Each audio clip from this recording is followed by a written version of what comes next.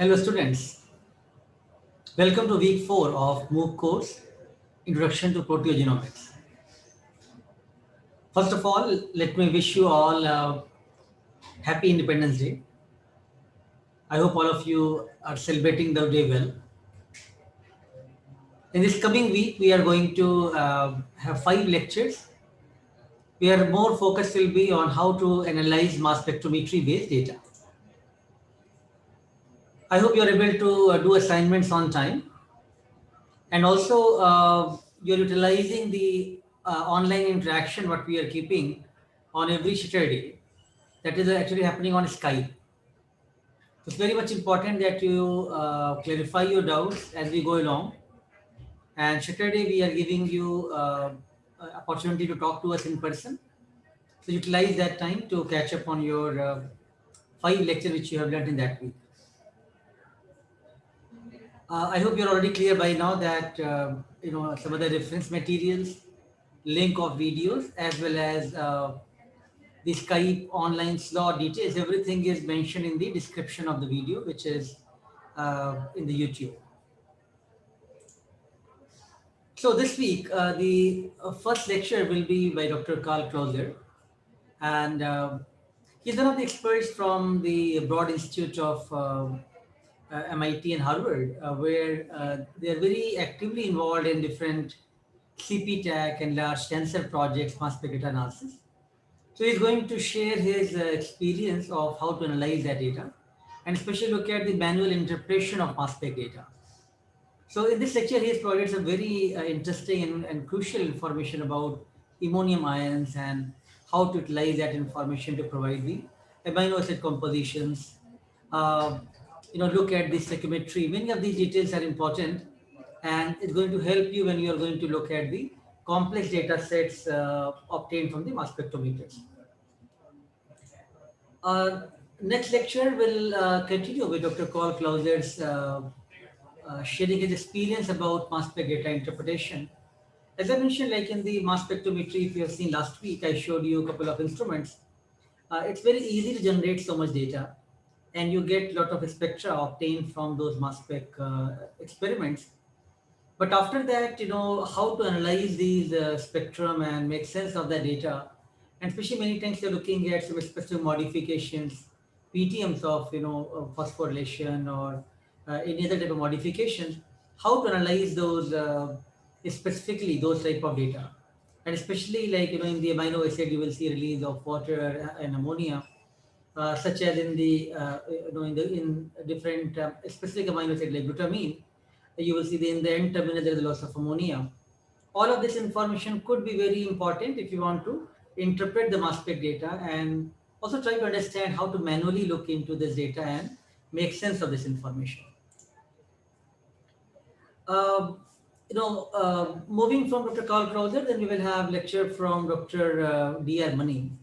And Dr. Mani is one of the key experts of proteomics and proteogenomics from the Broad Institute of MIT and Harvard. Again, he has visited us a couple of times at IIT Bombay and was involved actively in this workshop.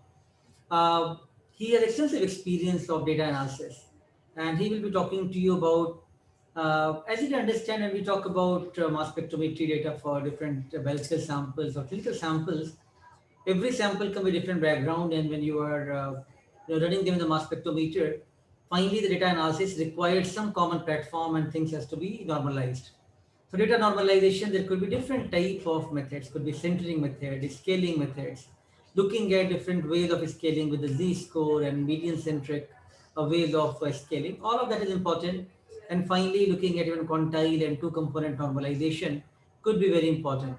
So depending on the type of data, depending on the different ways of data analysis strategies, you have to try different ways of data normalization, and then you'll be ready to analyze the data further after doing the proper normalization. So this will be very interesting and important lecture for understanding the normalization strategies. And in the mass spec, as you understand, the instrument takes time to run the samples. You are doing, let's say, a project of 100 patients, which is going to be in duplicate or triplicate runs, right? Every sample, when you are running the mass spectrometer, typically takes 2 or 3 hours of run. Just one long gradient will be either 2 hours or 3 hours long gradient. Now from that gradient, if you want to run the next sample, you have to run at least blank in between. After every 4 or 5 samples, you need to run some standard samples. Every day you should run BSA and any complex cell line samples like HeLa or MCF7.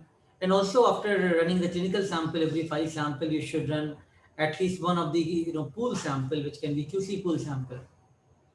So in a given day, you can hardly run 4 or 5 samples of your actual samples because so much time goes for all the standard samples, QC pools, and the blank runs.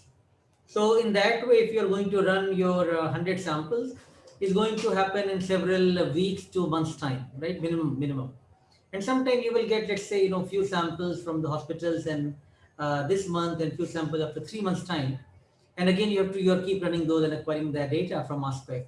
So it becomes important to look at when you ran the samples now and after 3 months time, depending on the sample processing artifact, depending on the sample storage, depending on how the mass spec conditions are there, how they're behaving, all that may lead to some different, overall signal to noise ratio, different type of data. So you may realize that, okay, data ran in month of August, looks like, everything is to the tune of 3000 protein or plus, but everything when I ran the next set of data sets in the month of October, then I'm getting everything to the tune of 2700 proteins, including my QC pool, which showed 3000 at that time. So now what you see, like there is some dip or some change happened, in the response. So you need to look into how to correct these kind of batches, right? And also sometimes some batches have higher background signals, some have less background signals, things like that. So looking at batch correction is very important, especially if you're also doing multi-centric studies. Some data is coming from, let's say, IIT Bombay, some is coming from CCMB Hyderabad, some coming from IGIB Delhi. All of these data has to be combined together and then have to be analyzed. Again, you need to look for batch correction strategies. So this is going to be again very interesting thing. And looking at Dr. Mani's experience, he has been involved into multi-centric studies from NIH, National Institute of Health, from the Broad Institute side, and they have been doing a lot of CP-tag studies where these analyses were quite important. And of course, in all of this, at the end, what you want to do, you want to look for healthy versus disease comparison. What is the significance value? What is the number of significant protein which can be taken forward? And that's where doing different type of analysis for case versus control, looking at the t-test becomes very important. And again, you have to look at the type of data which you're analyzing and think about, are you going to use two variables and ANOVA, what kind of statistical methods are going to be best suitable for your Balcer question which you wanted to address. Lot of correlation, regression analysis, everything has to happen to make the meaningful sense of the data. So now where you are progressing now in the course, that we have given you some basic concepts of genomics in the first 2 weeks. Now then we are giving you some basic concepts of proteomics and mass spectrometry based data acquisition and how to analyze that data set. I hope you're finding it useful and you're finding it interesting. It may sometimes appear to you a little bit more complex, but understand this, we are talking about the cutting edge strategy, which is currently the industry standard of generating these type of data sets. So if you are able to pick up these knowledge, it is going to be quite useful for you. Nevertheless, wherever you find problem and concepts are not clear, we are there. We don't want to have it only online mode. We are there to talk to you and to help you out to clarify your doubts. All right, wish you good luck for the week 4.